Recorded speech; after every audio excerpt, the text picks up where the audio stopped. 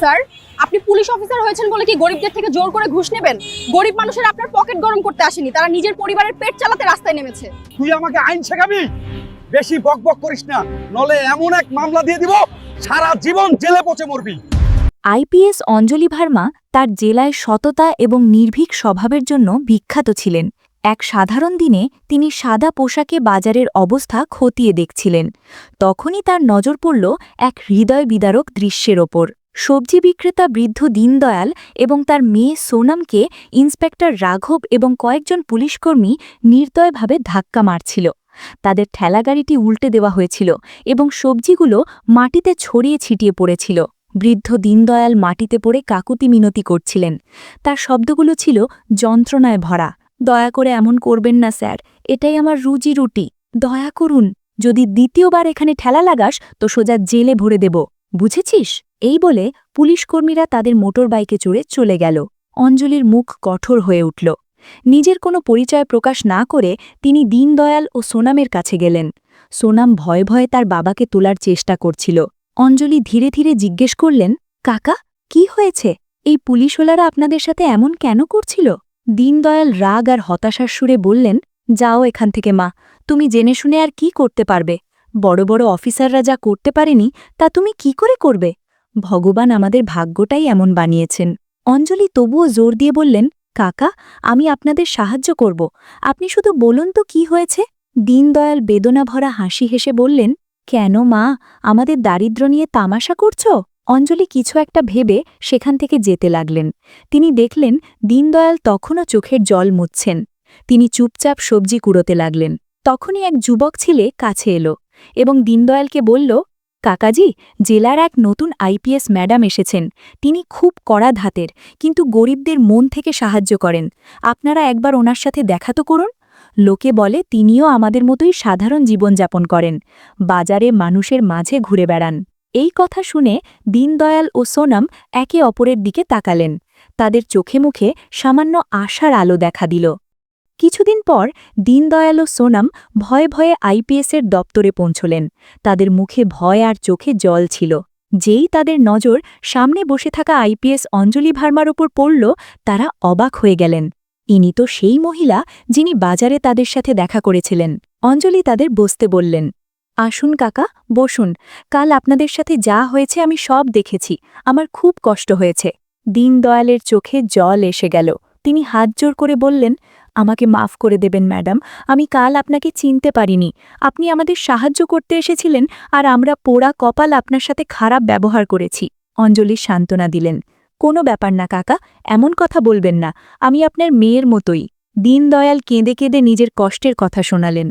Madam, যখনই আমরা সবজি বিক্রি করতে বাজারে ঠেলা নিয়ে যাই, ওই পুলিশওয়ালা চলে আসে আর টাকা না দিয়েই সব সবজি নিয়ে যায়।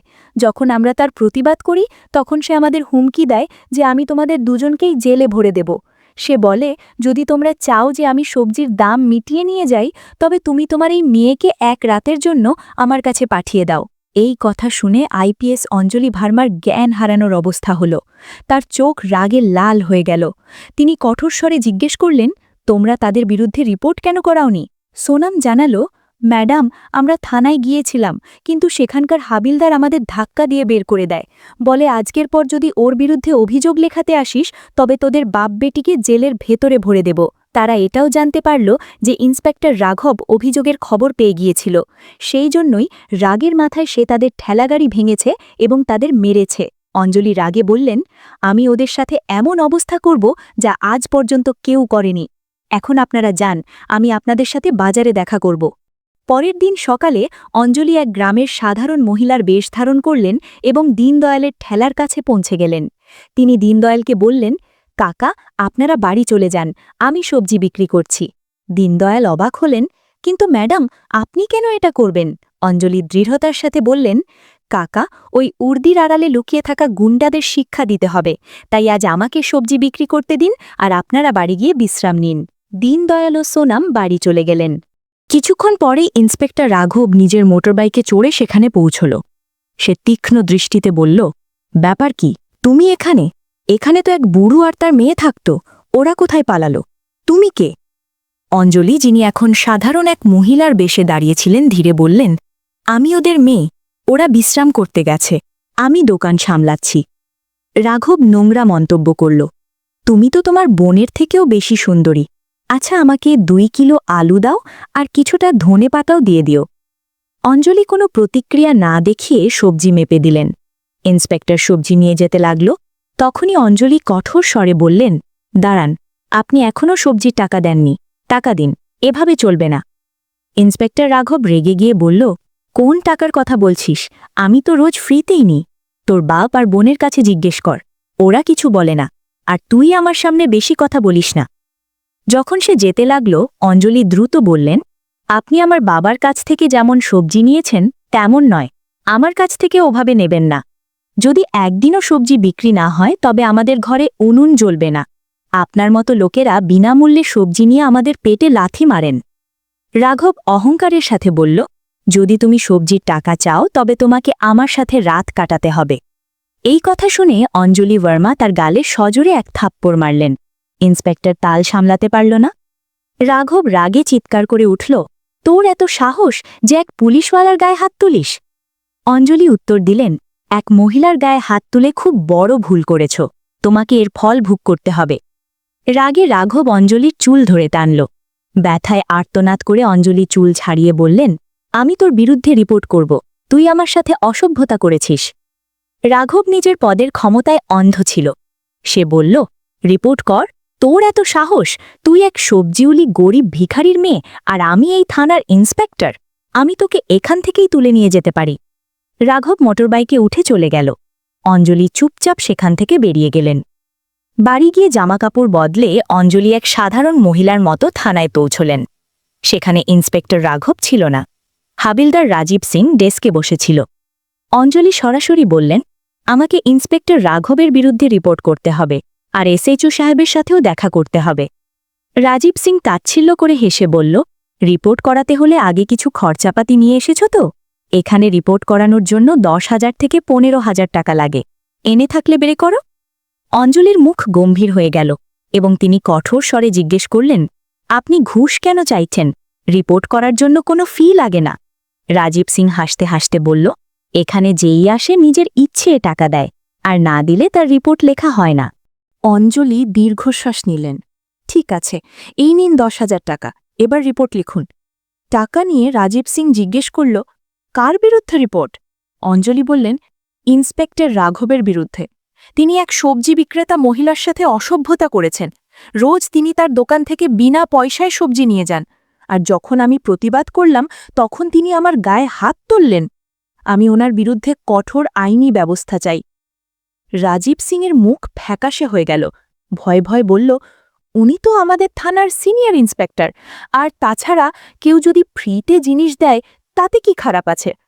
অঞ্জলি সব বুঝে গিয়েছিলেন যে এই সিস্টেম ভেতর থেকে পুঁচে গেছে। তিনি কিছু না বলে চুপচাপ থানা থেকে বেরিয়ে গেলেন, কিন্তু তার চোখে এখন ন্যায় বিচারের আগুন জ্বলছিল। পরের দিন সকালে আইপিএস অঞ্জলি ভার্মা নিজের উর্দি পরে সরাসরি ওই থানায় পৌঁছালেন। তার সাথে তার সরকারি দেহরক্ষী ছিল। ভেতরে ইন্সপেক্টর রাঘব এবং হাবিলদার রাজীব সিং দুজনেই উপস্থিত ছিল। তারা যখন ওই মহিলাকে উর্দিতে দেখল যাকে তারা গতকাল অপমান করেছিল, তখন তাদের চোখে মুখে ভয় পরিষ্কার দেখা যাচ্ছিল। ঘাবড়ে গিয়ে দুজনে একসঙ্গে বলল, আপনি কে আর এই উর্দি কেন পড়েছেন? অঞ্জলির চোখে এখন এক অফিসারের গাম্ভীর্য ফুটে উঠছিল। তিনি কঠোর স্বরে বললেন, উর্দি দেখতে পাচ্ছ না? আমি জেলার আইপিএস অঞ্জলি ভার্মা, আর এখন আমি সব জেনে গেছি যে এই থানায় গরিবদের কিভাবে ভয় দেখানো হয়, তাদের থেকে কিভাবে টাকা আদায় করা হয়, আর আইনের নামে কিভাবে অত্যাচার করা হয়। দুজনের পায়ের তলা থেকে মাটি সরে গেল। ভয় তাদের বলা কাঁপতে লাগল। রাজীব সিং তড়িঘড়ি পরিচয়পত্র দেখে হাতজোড় করে বলল, মাফ করবেন ম্যাডাম, আমি জানতাম না যে আপনি আইপিএস, আমার খুব বড় ভুল হয়ে গেছে। ইন্সপেক্টর রাঘবও হাতজোড় করে বলল, ম্যাডামজি ক্ষমা করুন, যা হয়েছে ভুলে যান, আর কখনো হবে না। অঞ্জলি ভার্মার কথায় এখন আর কোনো নমনীয়তা ছিল না।